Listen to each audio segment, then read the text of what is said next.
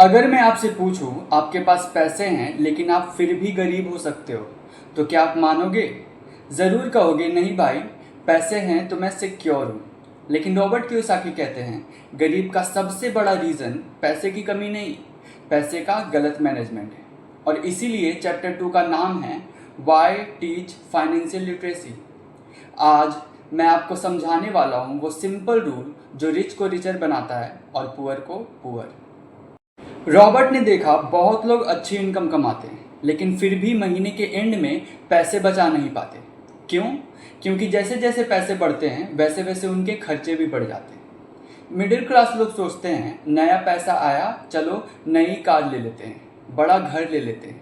Result, उनके पास asset नहीं, liabilities बढ़ जाती हैं। रिच डैड का गोल्डन रूल था, it's not how much money you make, it's how much money you keep and how hard it works for you. और इसके लिए तुम्हें एक चीज़ समझनी होगी, एसेट और लाइबिलिटी का फ़र्क। एसेट्स यानी वो चीज़ें जो तुम्हारे पॉकेट में पैसे डालती हैं, जैसे rental properties, shares, businesses. Liability यानी वो चीज़ें जो तुम्हारे पॉकेट से पैसे निकालती हैं, जैसे घर का लोन, कार का EMI, credit card debt. Simple rule, rich लोग एसेट्स खरीदते हैं, पुअर और मिडिल क्लास लाइबिलिटीज़ को एसेट समझ के खरीद लेते हैं।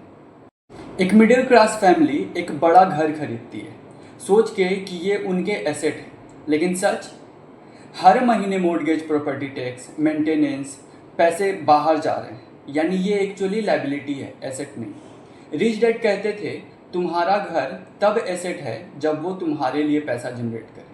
फाइनेंशियल लिटरेसी का मतलब है समझना पैसे कहाँ से आते हैं और कहाँ जाते हैं। बैलेंस शीट और इनकम स्टेटमेंट को अपनी लाइफ में अप्लाई करना, पैसे का फ्लो कंट्रोल करना ताकि वो तुम्हारे लिए काम करे।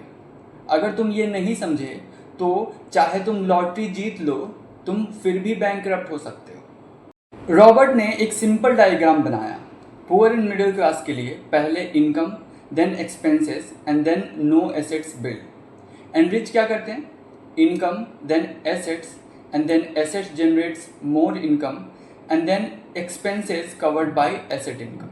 इसलिए रिच लोग अपना पहला फोकस रखते हैं एसेट्स बनाने पे, एक्सपेंसेस तो बाद में कवर होते हैं।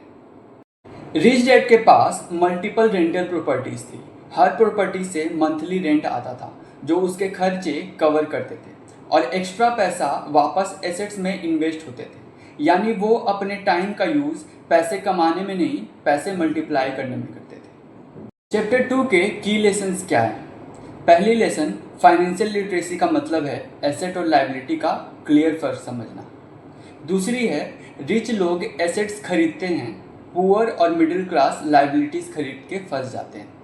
तीसरी है पहले एसेट्स बिल्ड करो जो तुम्हारे खर्चे कवर करें, फिर लाइफ स्टाइल अपग्रेड करो। चैप्टर 3 में रॉबर्ट एक पावरफुल आइडिया इंट्रोड्यूस करता है, माइंड योर ओन बिजनेस, यानी अपना एसेट कॉलम बिल्ड करो, चाहे जॉब करो या बिजनेस। मैं अगले वीडियो में इसका पूरा ब्रेकडाउन करूँगा रियल लाइफ एग्जांपल्स के साथ। चैनल सब्सक्राइब करो और कमेंट में लिखो मैं एसेट्स बनाने वाला हूँ।